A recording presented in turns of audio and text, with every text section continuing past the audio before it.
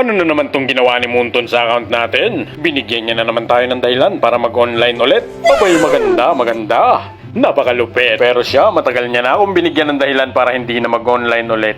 At yun ang napakasakit. Pero maganda to, napakaangas. Pwede mo na dito i-display yung mga collection mo. Umabot din ako ng mega collector kahit papano. Ikaw kasi, collection ng babae ang inuuna mo, kaya wala ka nito.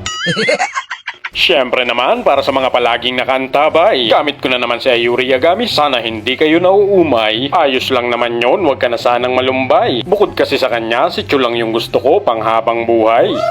Inaabangan ko nga dito yung core nila para umpisa pa lang, lamang na tayo sa laban. Bigyan mo agad ng 1, 2, 3 kung kinakailangan. Kung matigas ang ulo ayaw pa rin umuwi, pwede mo nang tuluyan. Sabay bounce ka agad kapag yung mga kampi niya nagsidatingan. Ibig sabihin lang yan, nagre-react sila sa'yo. Gugulo yung buhay nila kagaya nung ginulo ni Crush yung buhay mo. At dahil nga ginulo ko sila, mukhang gustong makabawi ng kalaban. Mabuti na lang hindi ako nag-overextend, hindi nila ako kayang bigyan. Mas masakit sa early game tong si Dairot, kaya kailangan nating mag-ingat. Kahit walang nagsasabi sa ating ingat tayo, abay napakabigat. Pare-parehong kunti yung buhay natin, abay palag-palag na to. Nakailag si Harley, sabay ulti kay Dairot, nakailag din ako. Anong akala nyo, kayo lang? Kung ayaw kanilang dalawan, ikaw yung dumalaw sa kanila. Pasukin mo na sa tower kung ayaw lumabas ng kalaban, pero siguraduhin mong mabubuhay ka. Masasanay ka rin, wag ka nang mag-alala. At sanay ka namang masaktan, kaya wag ka nang mangangamba. At wag kang masyadong mahilig sa kape para